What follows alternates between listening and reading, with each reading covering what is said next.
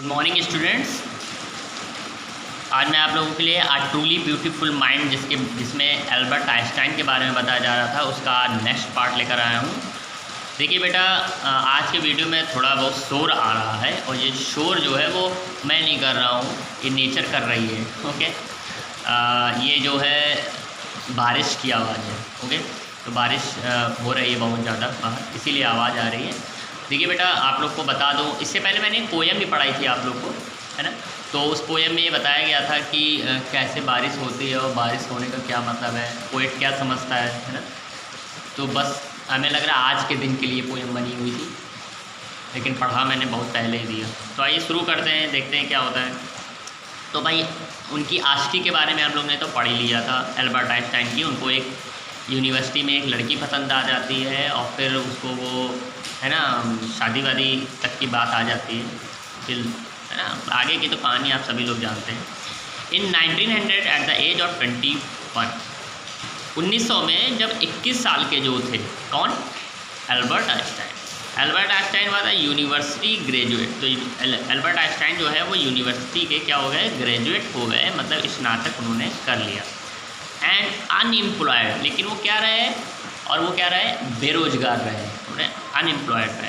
He worked as a teaching assistant, उन्होंने जो है एक टीचिंग असिस्टेंट के रूप में काम किया। गेव प्राइवेट लेसन्स, और कुछ प्राइवेट लेसन्स पाठ दिए। And finally secured a job in 1902 in the technical expert in patent office in burn. देखिए, उन्होंने 1900 में जब वो 21 साल के थे तो उन्होंने ग्रेजुएशन कंप्लीट कर लिया, लेकिन फिर भी वो क्या रहे? बेरोजगार रहे। और उन्होंने एक टीचिंग असिस्टेंट के रूप में काम किया और उसके बाद कुछ प्राइवेट ट्यूशन्स दिए, लेसन दिए। And finally secured a job, उसके बाद अंत में एक जॉब भी मिल गई उनको 1902 में। कहाँ मिल गई?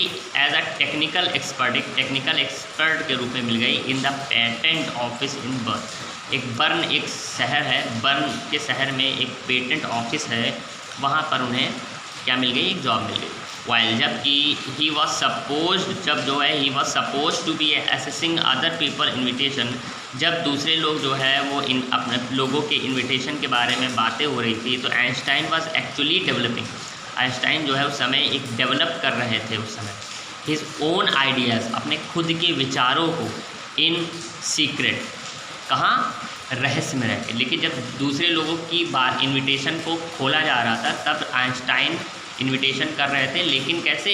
हाइड होकर, छुप कर, किसी के सामने नहीं उजागर कर रहे थे कि मैं भी साइंटिस्ट हूँ और मैं भी कुछ इन्वेंशन कर रहा हूँ। वो अपने छुप कर जो है इन्विटेशन कर रहे थे। He is said to have jokingly called his desk drawer toward the Bureau of Theoretical Physics। देखिए, वो जहाँ पर बैठते थे, जिस ऑफिस में बैठते थे, उस ऑफिस में एक मेज थी। उस मेज में एक जो है वो क्या थी? ड्रॉर थी। ओके, ड्रॉर आपने देखी होगी मेज में। तो उनसे जो है जोकिंगली, मतलब मजाक में ही ऐसा कहा जाता था कि उनकी डेस्क को कहा जाता था। वो जो डेस्क थी जिस पे वो बैठते थे, आगे कुर्सी के आगे डेस्क पड़ी होती, डेस्क में ड्रॉर होती है। तो ड्रॉर में जो है उनका जो डेस्क थी, उसके उस ड्रॉर को क्या कहा जाता था मजाक में? Bureau of theoretical physics. क्या कहा जाता था? ब्यूरो ऑफ थ्योरेटिकल फिजिक्स कहा जाता था। One of the famous paper of 1905 Einstein special theory of relativity. One of the famous papers, कई फेमस पेपरों में से कोई एक जो था ऑफ 1905 का, वह आइंस्टाइन स्पेशल थ्योरी। उसमें क्या था? आइंस्टाइन की स्पेशल थ्योरी थी ऑफ रिलेटिविटी, सापेक्षता की एक थ्योरी, एक सिद्धांत थी। देखिए, ये आप बहुत ज़्यादा हाई हो गया आप लोग की। अब आप कहोगे सर ये रिलेटिविटी क्या होती है? देखिए बेटा, ये साइंस से रिलेटेड वर्ड है। उन्होंने आगे चल के ये फार्मूला भी दिया था आइंस्टाइन ने, E बराबर mc²। तो देखिए, ये कहाँ से आप पढ़ेंगे? ये जब आप पढ़ेंगे, आप पहुँचेंगे 12th क्लास में। अभी तो आप लोग 9th में हैं, अभी तो आप बहुत टाइम है ना। तो 12th में जब आप पहुँचेंगे तो आपको आइंस्टाइन के इस फार्मूले के बारे में बताया जाएगा, तब आपको मेरी याद आएगी। ओके, तो इस थ्योरी को क्या बोलते हैं? Theory of relativity. ओके, क्या है इसमें अभी मैं बता दूंगा थोड़ा सा, लेकिन मुझे ज़्यादा साइंस नहीं आती है, सीधी सी बात। According to which time and distance are not absolute. देखिए, इसमें इस रिलेटिविटी में होता क्या है, उन्होंने कहा कि समय और डिस्टेंस कभी भी एब्सोल्यूट नहीं हो सकते, मतलब कभी भी बराबर नहीं हो सकते। समय और दूरी कभी भी बराबर नहीं हो सकती। इंडीड, वास्तव में, टू परफेक्टली एक्यूरेट क्लॉक, अगर दो क्लॉक को लिया जाए, एकदम सही क्लॉक मीन्स घड़ी, अगर दो घड़ियों को लिया जाए, विल नॉट कंटिन्यू, जो बराबर ना हो, to show the same time, same समय पर कंटिन्यू ना हो रही होगी। मतलब अगर दो घड़ियों को लिया जाए एकदम सही समय पर, मतलब इसमें भी 12 बजा हो, इसमें भी 12 बजा हो, तो वो एक साथ बराबर नहीं चलेंगी। ऐसा नहीं होगा कि 2 घंटे बाद इसमें भी 2 बज जाए और इसमें भी 2 बज जाए, या इसमें भी 6 बज जाए और इसमें भी 6 बज जाए, ऐसा नहीं होगा। ऐसा किसने बोला? आइंस्टाइन ने बोला। इफ़ दे कम टुगेदर, अगर उनको एक साथ रखा जाए, अगेन आफ्टर अ जर्नी, तो एक यात्रा के बाद, एक लंबे समय के बाद, if one of them has been moving very fast relatively to the other, तो एक जो है वो दूसरे से ज़्यादा तेज़ चल रही होगी। ये बात उन्होंने बोली। मतलब उन्होंने कहा कि अगर दो घड़ियों को रखा जाए जो एकदम सही हो, तो आप देखेंगे, आप पाएंगे कि एक घड़ी दूसरे घड़ी से तेज़ चल रही है, भले कुछ मिनट ही तेज़ चल रही हो, लेकिन बराबर नहीं चल सकती। ओके, मैं भी ट्राई करूँगा, आपके मन में भी यही आया होगा ना। From this followed the world most famous formula, और इससे जो है उन्होंने संसार का एक मोस्ट फेमस फार्मूला दिया, विच डिस्क्राइब द रिलेशनशिप, जो एक रिलेशनशिप को डिस्क्राइब करता है, एक संबंध बताता है between the mass and energy, mass और एनर्जी के बीच में। अब मास क्या होता है? मास पढ़ने के लिए आप लोग को फिजिक्स पढ़ना पड़ेगा।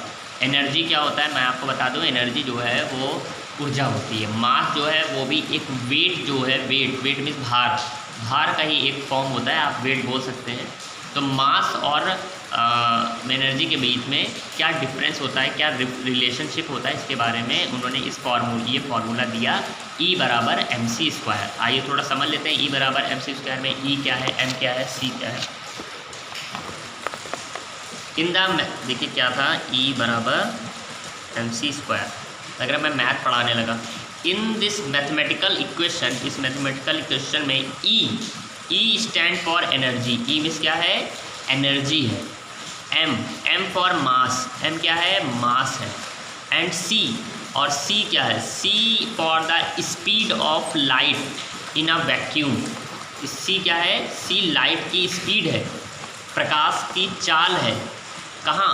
निर्वात में। वैक्यूम मीन्स होता है निर्वात। निर्वात क्या होता है? निर्वात वो जगह होती है जहाँ पर हवा नहीं होती, जैसे चांद है, मतलब अंतरिक्ष में। अंतरिक्ष में जो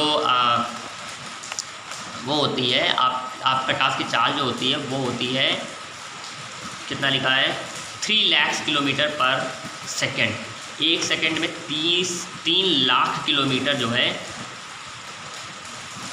मैं भी गिन लेता हूँ ज़रा, या 3 लाख किलोमीटर पर सेकेंड की स्पीड होती है किसी भी लाइट की, लेकिन कहाँ, वैक्यूम में। तो उन्होंने ये फार्मूला E बराबर mc² दिया। तो यहाँ तक हमने पढ़ लिया है। अब इसका थोड़ा सा ये देख लेते हैं, ये क्या लिखा हुआ है।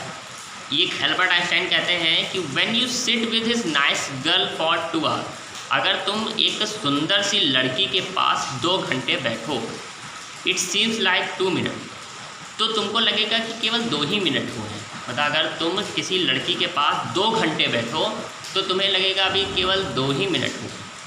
When, जब you sit on the hot stove for 2 minute, अगर तुम किसी गर्म तवे के पास या गर्म गैस के पास, जहाँ पर चूल्हा होता है, उसके पास 2 मिनट के लिए बैठ जाओ, तो इट सीम लाइक 2 आवर, तो तुम्हें फिर 2 घंटे लगेंगे। दैट्स रिलेटिविटी, यही रिलेटिविटी है कि अगर किसी सुंदर लड़की के पास बैठो 2 घंटे, तो तुमको लगेगा अभी तो मैं कुछ बैठा ही नहीं, 2 मिनट ही बैठा हूँ। अगर किसी गर्म स्टोव के पास बैठ जाओ, चूल्हे के पास बैठ जाओ 2 मिनट के लिए, तो आपको लगेगा कि 2 घंटे बैठे हैं। देख रहे हैं ना, हर समय लड़कियों की बातें करते रहते थे एल्बर्ट आइंस्टाइन। तो हम लोग यहाँ तक पढ़ चुके हैं, नेक्स्ट जो है हम लोग आगे का कल पढ़ेंगे। Okay, good day.